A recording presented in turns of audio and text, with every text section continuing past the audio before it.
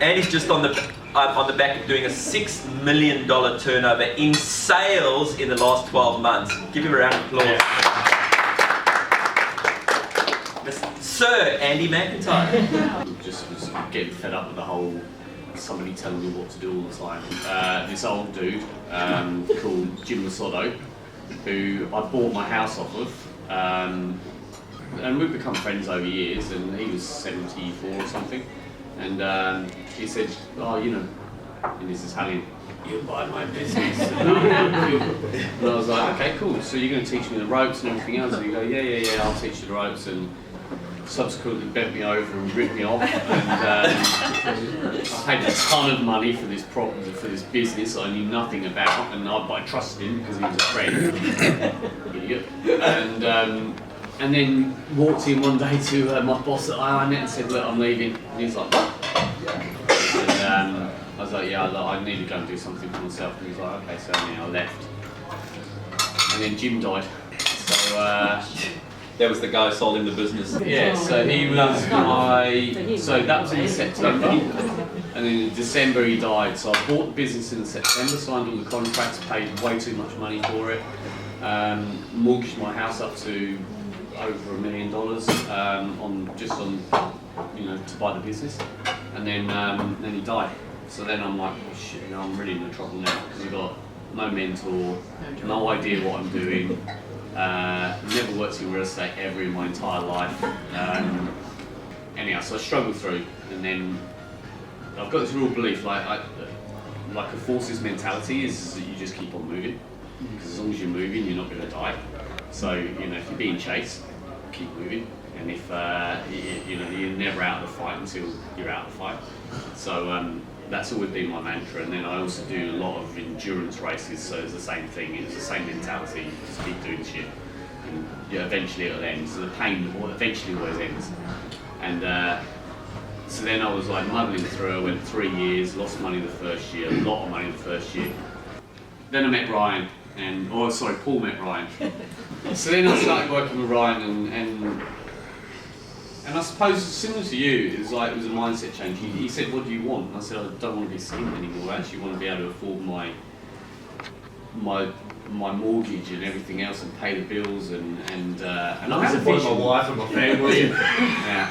I had a vision. I knew what I wanted. I knew that, like, for me, when I was in telecoms, I was building these amazing teams of people, and then they would go and do amazing things, because that's, for me, is like the ultimate of, I suppose, like a legacy thing, is that if you can empower somebody to do something better than you, then isn't that great? And I said to Ryan, I don't want to be the dictator in my business. That's not the way I roll. I said, I want us to share our wealth, and I want us to share our knowledge. I want us to be a family of people that work together. And again, going back to, and I know this sounds really corny and shit, but the brotherhood of the forces is that you always know, you look left and right and you've got someone next to you. And that was very much what I wanted in my business, and I've always run that in my teams of people that I've had. So all I wanted to do was then start to propel those people forward, because if everyone else is doing well, then I'm doing well.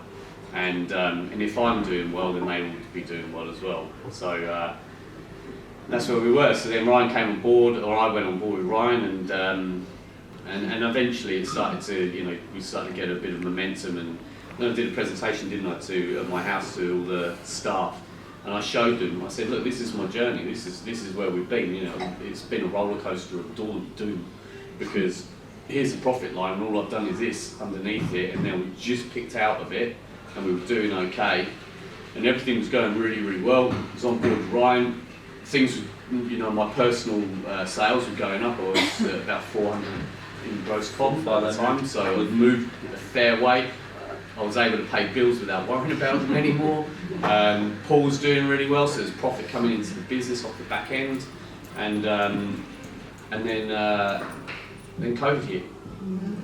And then it was like, oh my God. So we were only, I think it was 7 of us at the time, and I had to lay 2 people off, which one of them was a really, really, really good friend of mine, and that devastated me that I had to let her go, and then I had to let another girl go in the office, so there's 5 of us.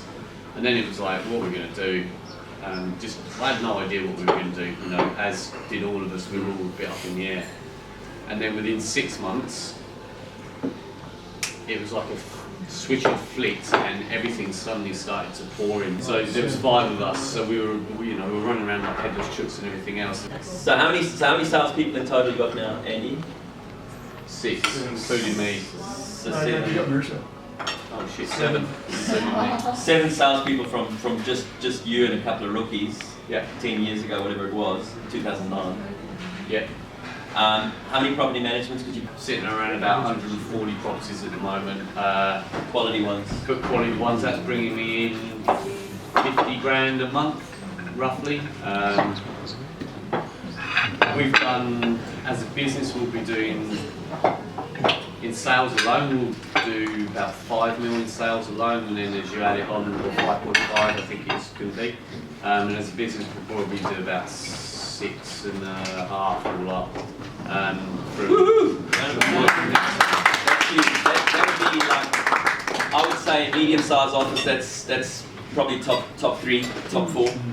We've been in the top 10 every month for small office. Are we small or medium now? Medium now. We're in the top 3. So no, I suppose the thing is that, you know, without direction, without a goal, and without somebody coaching and telling you where to go, you don't know what you don't know. And I didn't know a lot. Without Paul coming on board, I certainly wouldn't be where I am now. But I suppose that's about attributing, you know, putting good people into places, and actually you give and you receive, and as long as you do that all the time, then you're always going to reap the reward. And then Ryan coming on board, giving a bit more direction. And I think one of the best things that Ryan and I have actually done, and I'm going to put a lot of this down to 2 of us working hard on it, has been subject to finance.